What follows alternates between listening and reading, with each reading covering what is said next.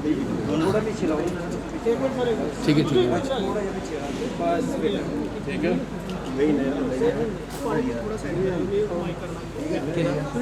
Glass उतार दो ये। हाँ, बोतल भी उतार दो। बोतल भी उतार दो, ग्लास भी उतार दो नीचे।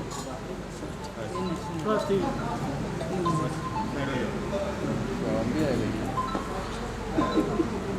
जी जी बताइए सर, करिए सर, बताइए बताइए आप प्रश्न कीजिए।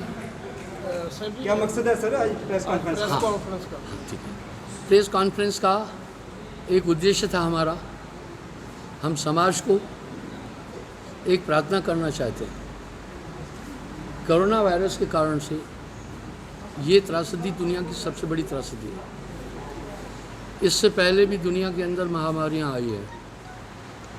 उदाहरण के लिए 1914 से 1918 तक वर्ल्ड फर्स्ट वार के समय भी बहुत भयंकर बीमारी प्लेग वगैरह चली थी, लेकिन उसका दायरा इतना लंबा नहीं था और ड्यूरेशन भी इतना लंबा नहीं था।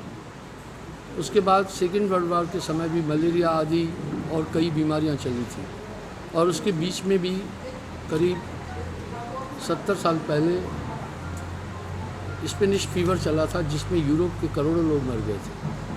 लेकिन वो बीमारियां भी जो थी पूरे विश्व को संक्रमित नहीं कर पाई थी, लेकिन ये कोरोना वायरस पूरी दुनिया को संक्रमित कर चुका है और ये प्रॉब्लम आगे भी बढ़ेगी। इसलिए मैं समाज से प्रार्थना करना चाहूँगा कि इस ड्यूरेशन में गरीब तबका, ये मैं बिगनिंग फर्स्ट डे से ही लॉकडाउन स्टार्ट हुआ मैंने प्रार्थना की थी कि इस लॉकडाउन का प्रभाव आप हम पर या निवासियों जो स्थायी निवासी है उन पर कम पड़ेगा। हालांकि ये सब पर पड़ेगा, पर वो भूखे नहीं मरेंगे, क्योंकि गांव में रहने वाला आदमी कुछ रिश्तेदार होते हैं, कुछ परिचित होते हैं, उनसे मदद ले लेता है। लेकिन जो प्रवासी मजदूर हैं उनको ये मदद नहीं मिल पाती है। यहाँ उनका कोई परिचय नहीं है, वो अपना घर बनाते हैं सिर्फ 100 रुपये में। एक पॉलीथीन लाते हैं, एक बांस यूट्यूब में गाड़ करके उस पर अपनी कुटिया रहने का स्थान बनाते हैं, और उनके पास इलिटरेसी के कारण से बच्चे भी ज़्यादा हैं, 2-2, 3-3, 4-4 बच्चे हैं। यहाँ तक भी देखा गया कि एक माँ बच्चे को पीठ पर बांधे हुए हैं, एक को थोड़ी सी 3 लकड़ी डालकर छोटी छाया धूप में करके बैठी है और पत्थर तोड़ रही है, और एक बेटा देख रहा है कि मेरी माँ क्या कर रही है। तो वो रोज़ मेहनत करके रोज़ ज़िंदगी जीते थे। ज़्यादा से ज़्यादा उन लोगों को इस लॉकडाउन का प्रभाव पड़ा है, और ये ऐसे लोग कोई 2-4 नहीं हैं, 8 करोड़ मज़दूर हैं। तो 8 करोड़ मज़दूरों का अगर 5 से गुना कर दो, 4 से गुना कर दो, तो 800 के 32 करोड़ लोग हैं जो हमारे देश में सिर्फ मजदूरी कर कर के रोटी खाते हैं। वो ज़्यादा प्रभावित हुए हैं। तो इस त्रासदी में समाज का कर्तव्य है उनको मदद करें और तहे दिल से मदद करें। आप देखते हैं जितने भी रोड हैं, राष्ट्र का निर्माता तो लेबर है, जितने रोड हैं उन्होंने बनाए हुए हैं, जितनी बड़ी बड़ी फैक्ट्रियां हैं उनका वो संचालन कर रहे हैं। तो प्रवासी मजदूरों को अगर हम लोग सहयोग नहीं देंगे वो हताश हो जाएंगे, फिर वो लौट के नहीं आएंगे। उदाहरण के लिए आप बम्बई में देखें, जो लोग चले गए, उद्योग जगत पर इसका बहुत बड़ा असर पड़ेगा, क्योंकि जैसे ब्रिटेन की औद्योगिक राजधानी बर्मिंघम है और जैसे न्यूयॉर्क राजधानी अमेरिका की है, वैसे तो वाशिंगटन है, इस तरह भारत की औद्योगिक राजधानी है मुंबई। तो वहाँ बहुत फैक्ट्रियाँ हैं, तो लेबर बेचारे उत्तराखंड से, बिहार से, यूपी से, झारखंड से, छत्तीसगढ़ से, कई जगहों से गए, तो उनको सहयोग नहीं मिला। मैं फैक्ट्रियों के मालिकों से भी ये प्रार्थना करना चाहूँगा कि उनका वेतन मत काटो, उनको थोड़ा थोड़ा वेतन दो। अगर उनको वेतन मिलता था तो वो यहाँ से पलायन नहीं करना था उनके साथ में, क्योंकि आपकी फैक्ट्री, आपके महल उनकी मेहनत से बने हुए हैं। तो ये हमें मानवीय आधार पर भी सोचना होगा समाज को कि ऐसी त्रासदी में हम उनकी पूरी मदद करें, क्योंकि ये लॉकडाउन अभी आप देखते हैं कि क्वांटिटी बढ़ती जा रही है कोरोना पॉजिटिव की, तो ये थोड़ा लंबा चलेगा।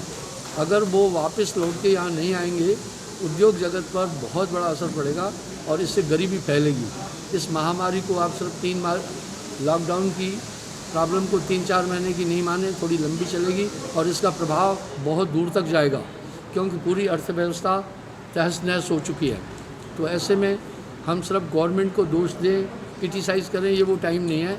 हम सब देशवासियों का फ़र्ज़ बनता है ऐसी स्थिति में हम उनकी पूरी मदद करें, तहे दिल से करें। मैं उन रईसों से, बहुत धनाढ्य लोगों से ये प्रार्थना करता हूँ कि ये जो तुम्हारे पास धन है ये उनके माध्यम से हैं, उनके हिस्से का है। ऐसी स्थिति में वो धन के खजाने उनके लिए ओपन कर दो, कोई बात नहीं है, जिससे राष्ट्र भुखमरी की तरफ नहीं जाए। और ये संकट का समय आप देख रहे होंगे कि हताश होकर के वो प्रवासी मजदूर 1200 किलोमीटर सफ़र किए हैं। आपने देखा होगा चैनलों पर भी, एक बच्चे को माँ बैग जो है ट्रॉली बैग पर लिटा करके ले जा रही है, उसके फेफड़े, उसके हार्ट, इस पर कितना असर पड़ेगा। कुछ छोटे छोटे बच्चों को कंधे पर उठा करके 1-1 हज़ार किलोमीटर की यात्राएं कर रहे हैं। तो ये एक त्रासदी बहुत बड़ी है, ये ऐतिहासिक है, इसका कोई कंपेयर नहीं हो सकता किसी से। इस तरह अगर आप उनकी मदद नहीं कर रहे हैं तो दोष लगेगा मेरे ख्याल से। राष्ट्र एक घर है, हम सबका कर्तव्य बनता है ऐसे साधनहीन लोगों की हम मदद करें, उनको भगने नहीं दें।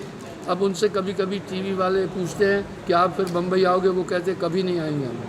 तो जब वहाँ पर लेबर नहीं पहुँचेगा, अब गुजरात में भी है, बड़े उद्योग है, लेबर नहीं पहुँचेगा तो कैसे काम होगा। उनको प्यार से, हीन भावना से नहीं, उनको जितना संसाधन है आप दें, और ये शुरू से दिया जाना चाहिए था। जस्ट बिगनिंग से मैं ये बात बोल रहा हूँ कि इस लॉकडाउन का असर आप हम पर नहीं पड़ा है, क्योंकि आपके रिश्तेदार गांव में हैं, उनसे पैसे मांग लिए होंगे और उधार ले लिया होगा, आपका घर वहाँ है, लेकिन उनका यहाँ कुछ भी नहीं था, इसलिए वो हताश। हमारी संस्था ने यही बात सोच करके पिछले 75 दिन से हम उनको पका हुआ भोजन करीब 10,000 लोगों को दे रहे हैं। हमारी संस्था गरीबों की संस्था है। जब हम एक ये काम कर सकते हैं तो बाकी धार्मिक संस्थाओं को, NGOs को भी मैं ये प्रार्थना करूँगा कि उनको आर्थिक और मानसिक पूरी मदद दें और उनको भूखा नहीं रहने दें। और हर एक टावर, हर एक कॉलोनी के साथ में आप छोटी झुग्गियाँ देख रहे हैं, वो उन मज़दूरों की हैं जिन्होंने हमारे लिए घर बनाए हैं, हमारे लिए रास्ते बनाए हैं, हमारी बिल्डिंगें बनाई हैं, राष्ट्र का निर्माण किया है। तो उनको आप उनकी उपेक्षा नहीं करें, उनको आप खुले दिल से सहायता करें। मैं गवर्नमेंट से भी अपील करूंगा कि जिनके पास ऐसे संसाधन, अपने अकाउंट नहीं हैं, ईमानदार कार्यकर्ताओं के द्वारा उनके पास मदद पहुंचाएं, उनके पास सहयोग पहुंचाएं। मैं एक एग्जांपल देता हूं कि उसमें थोड़ा सा अब सरकार भी क्या करे, थोड़ी सी स्थिति हो जाती है।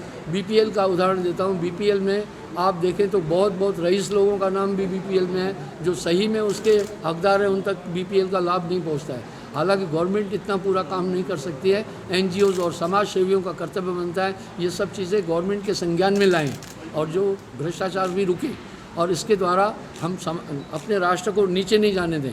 राष्ट्र अगर डाउन चला गया तो हम सब डाउन हैं, अर्थव्यवस्था डाउन नहीं होने पाए।